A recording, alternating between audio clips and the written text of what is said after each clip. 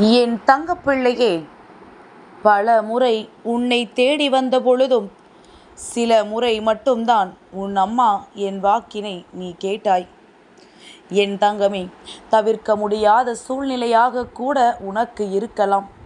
அதனால் கூட உன் தாயானவள் என் வாக்கினை நீ கேட்காமல் சென்றிருக்கலாம். இருந்தாலும் இந்த முறை நீ என் வாக்கினை கட்டாயமாக கேட்டே தீர வேண்டும். ஏன் தெரியுமா? ஏனென்றால் என் பிள்ளைக்கு நல்ல செய்தியினை அல்லவா உன் அம்மா நான் சுமந்து வந்திருக்கின்றேன். என் தங்கமே, நாளைய விடியலை உனக்கு வெற்றி விடியலாக கொடுப்பதற்கு உன் வராகி இப்பொழுது உன் முன்னால் வந்து நிற்கின்றேன். என் குழந்தை, இந்த இரவை நீ கடந்து விட வேண்டும். ஏனென்றால் நாளைய விடியலில் உனக்கு சந்தோஷம் நிரம்ப இருக்கின்றது. என் பிள்ளை, நீ நினைப்பாயல்லவா, அம்மா எனக்கு கஷ்டங்கள் ஏராளம், இன்று இரவோடு என் காலம் முடிந்துவிட வேண்டும் என்று நீ நினைக்கின்றாயல்லவா? அதற்குத்தான் அம்மா சொல்கின்றேன், இந்த இரவை கடந்து விட்டால் நாளைய விடியலிலிருந்து உனக்கு நீ எதிர்பார்த்ததை விட அதிகமான சந்தோஷங்கள் காத்து கொண்டிருக்கின்றது. இன்று இந்த சூழ்நிலை, இப்பொழுது உன்னுடைய மனநிலை எப்படி இருக்கின்றது தெரியுமா? வாழ்க்கையே முடிந்து விட்டது போலவும், இனி எதுவுமே நமக்கில்லை என்பது போலவும், நாம் தேடிய உறவு இனி நம்மை தேடி வராது என்றும், நாம் இழந்தது மீண்டும் நமக்கு கிடைக்காது என்றும், நம்மை சூழ்ந்த விஷயங்கள் எல்லாம் நம்மை அழிக்கப் போகிறது என்றும் நீ நினைத்து கொண்டிருக்கின்றாய். ஆனால் உனக்கு நாளைய விடியல் அப்படி இருக்கப் போவதில்லை. என் குழந்தை, எதற்காக நீ இதையெல்லாம் சிந்தித்து கொண்டிருக்கின்றாயோ அதுவெல்லாம் அப்படியே நேர்மறையாக உனக்கு மாறப்போகின்றது. அதாவது நீ நினைத்தது உனக்கு நல்ல விஷயங்களாக திரும்ப கிடைக்கப் போகின்றது என்று சொல்கின்றேன். நீ நடக்காது என்று நினைத்தது நடக்கும் என்று நேர்மறையாக மாறப்போகின்றது.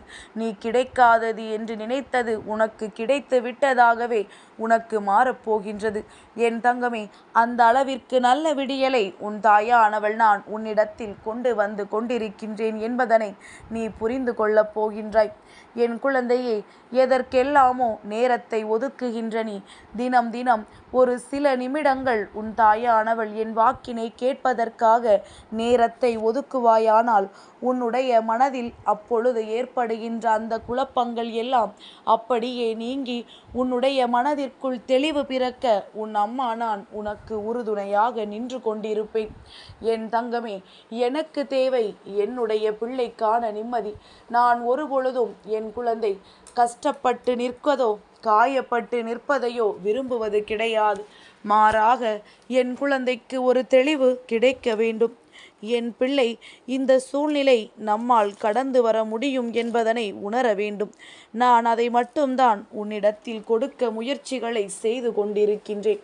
ஒவ்வொரு நாளும் உனக்கு விடியல் நல்ல விடியலாகத்தான் இருக்கின்றது. அதை எப்படி பார்க்க வேண்டுமோ, எப்படி எதிர்கொள்ள வேண்டுமோ அதை பொறுத்துதான் உன்னுடைய சூழ்நிலைகள் எல்லாம் மாறுகின்றது என்பதனை முதலில் நீ புரிந்து கொள்ள வேண்டும். என் குழந்தையே, இரவு நேரம் எப்பொழுது வரும்? நாம் எப்பொழுது நம் கஷ்டங்களை எல்லாம் கொட்டி தீர்ப்போம்? யாருக்கும் தெரியாமல் கண்ணீர் சிந்த வேண்டுமே என்று நினைத்து நீ மனதிற்குள் எண்ணிக்கொண்டிருக்கின்றாய். இரவு நேரம் வந்துவிட்டதும் எல்லோரும் எப்பொழுது அமைதியாக உறங்கச் செல்வார்கள், நமக்கென்ற தனிமை எப்பொழுது கிடைக்கும் என்று நீ ஏங்கி தவிக்கின்றாய் அல்லவா? என் தங்கமே, நிச்சயமாக நீ நினைப்பதை எல்லாம் உன்னுடைய வாழ்க்கையில் ஒரு நாள் நான் நிறைவேற்றி கொடுப்பேன். ஆனால் இந்த கண்ணீர் துளிகளை நான் எடுத்து விடுவேன். என் தங்கமே, உன் கண்களிலிருந்து வருகின்ற கண்ணீர் ஆனந்த கண்ணீராக மட்டுமே இருக்க வேண்டும்.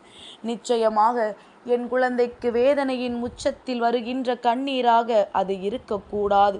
என் தங்கமே, ஒரு முறை நீ சிந்தித்து பார். நீ தனிமையாக அழுவதனால் உனக்கு என்ன கிடைக்கப் போகின்றது என்று. உனக்கு உன்னுடைய கஷ்டங்களை பகிர்ந்து கொள்ள யாரும் இல்லை என்றால் உன் தாயானவள் என்னிடத்தில் உன்னுடைய கஷ்டங்களை எல்லாம் நீ பகிர்ந்து கொள் என்று அம்மா சொல்லி இருக்கின்றேன். என் தங்கமே, உடனடியாக தீர்வு கிடைக்கவில்லை என்றாலும் ஓரிரு நாட்களில் நிச்சயமாக உனக்கு அது தீர்வு கிடைக்கும் என்பதை நீ புரிந்து கொள்வாய். என் குழந்தையே, இந்த வாழ்க்கையில் நீ என்னதான் அடிபட்டு மிதிபட்டு அங்கேயே உன்னை முடக்க நினைத்தாலும் அவற்றிலிருந்தெல்லாம் எழும்பி நீ நின்று கொண்டிருக்கின்றாய். என் தங்கமே, கஷ்ட காலங்கள் வாழ்க்கையில் வருவது சகஜம்தான். ஆனால் அதையெல்லாம் கடந்து வந்து வாழ்க்கையை வாழ வேண்டும் என்பது மட்டும்தானே நிதர்சனமான உண்மையாக மாறியிருக்கின்றது. என் பிள்ளை, உன்னை சூழ்ந்து உனக்கென்று வருகின்ற பிரச்சனைகள் எல்லாம் உன்னால் உருவாக்கப்பட்டவையா அல்லது வேறு யாரும் கொடுத்ததா என்று ஒரு முறை நீ சிந்தித்து பார்த்தால் உன்னோடு இருப்பவர்களில் யார் நல்லவர்கள் யார் கெட்டவர்கள் என்பதனை உன்னால் புரிந்து கொள்ள முடியும். என் தங்கமே, இங்கே சில விஷயங்களை உன்னால் பிரித்தறிய முடியாமல் தான் நீ வேதனைப்பட்டு நின்று கொண்டிருக்கின்றாய். எல்லாமே எனக்கு தெரிந்துவிட்டது என்றால் இந்த வாழ்க்கை நரகமாக மாறிவிடாதா அம்மா என்று என் பிள்ளை நீ கேட்கின்றாய் அல்லவா? என் தங்கமே, உனக்கு எல்லா விஷயங்களும் தெரியும் பொழுது அதை நரகமாக்குவதும் எல்லாம் தெரிந்துவிட்டது என்று நினைத்து அதை சந்தோஷமாக மாற்றுவதும் உன்னுடைய கையில்தான் இருக்கின்றது என்பதனை முதலில் மறந்து விடாதே. பொய்யான ஒருவரிடத்தில் பழகுவதை விட அவர்களை பற்றி உண்மை தெரிந்து கொண்டு விலகி நிற்பதே வாழ்க்கைக்கு மிகவும் நல்லது என்பதனை முதலில் நீ புரிந்து கொள்ள பழகு. என் குழந்தையே, நீ வாழ்க்கையில் பல ஏற்ற தாழ்வுகளை கண்டுவிட்டாய். யார் யார் யாரிடத்தில் எல்லாம் எப்படியெல்லாம் பழகுவார்கள், எதை அடிப்படையாக கொண்டு அவர்கள் தன்னோடு பேசுகின்றவர்களை தேர்ந்தெடுக்கிறார்கள் என்பதையெல்லாம் நீ கண்டு கொண்டாயல்லவா? என் தங்கமே, இந்த நிலையில் நீ உணர்ந்து கொள்ள வேண்டிய விஷயம், இவர்கள் செய்கின்ற இந்த தவறை ஒரு நாளும் நாம் செய்துவிடக்கூடாது என்றுதான். யாரிடத்திலும் எந்த பாகுபாடுகளையும் ஒரு நாளும் காட்டிவிடக்கூடாது. என் தங்கமே, எதற்காக அம்மா இப்பொழுது உனக்கு இதை சொல்கின்றேன் தெரியுமா?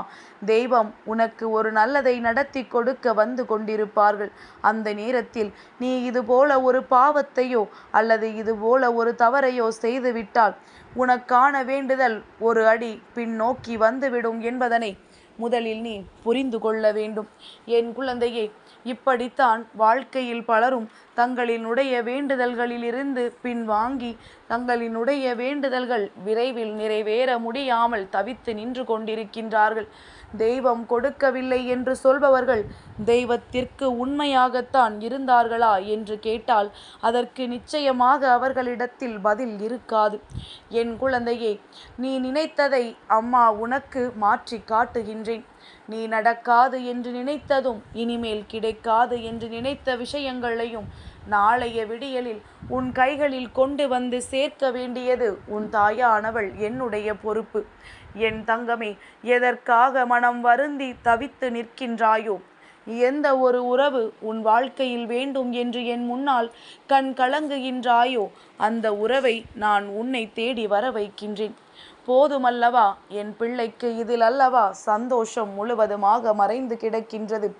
என் தங்கமே, உன்னுடைய சந்தோஷத்திற்கு ஒரு பொழுதும் அம்மா ஊறு விளைவிக்க மாட்டேன். நீ இதுதான் உனக்கு சந்தோஷம் என்று பிடிவாதமாக நிற்கும் பொழுது அதை நான் நிச்சயமாக ஒரு பொழுதும் கெடுத்து விட மாட்டேன்.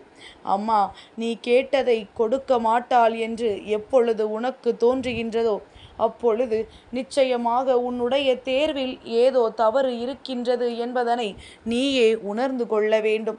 சரியாக நடக்கின்ற விஷயங்கள், சரியான சிந்தனைகளை கொண்ட விஷயங்கள் எல்லாமே நிச்சயமாக வெற்றியை மட்டுமே கொடுக்கும் என்பதில் எந்த ஒரு மாற்று கருத்துமே கிடையாது. என் பிள்ளை, யாரை நினைத்து கண்ணீர் சிந்த விரும்பினாயோ, இந்த இரவை யாரை நினைத்து கடக்க விரும்பினாயோ, நிச்சயமாக ஒரு முறை நீ அவர்களை நினைத்து வருத்தப்படாமல் சந்தோஷப்பட்டு பார். நிச்சயமாக மனது இன்னமும் அதிகமான தெளிவடையும். கடந்து வந்த நினைவுகளை நினைத்து பார். இன்று ஒரு பிரச்சனைகள் ஏற்பட்டு விட்டது என்பதற்காக அதை பற்றியே மீண்டும் மீண்டும் நினைத்து வேதனைப்படாமல் ஏற்கனவே இந்த வாழ்க்கையில் உனக்கு கிடைத்த இன்பமான பல அனுபவங்களை நீ நினைத்து பார்த்தால் நிச்சயமாக உன்னுடைய வாழ்க்கையில் பல மாற்றங்கள் நடந்துவிடும். நீ நினைத்ததை விட இந்த வாழ்க்கையை அதிகமாக நீ ரசிக்க தொடங்கி விடுவாய்.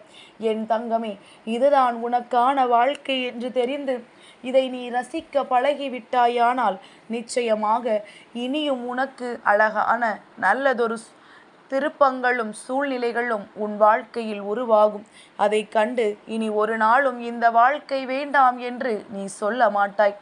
என் தங்கப்பிள்ளைக்கு இந்த வராகி அம்மாவினுடைய ஆசீர்வாதங்கள் எப்பொழுதும் உண்டு.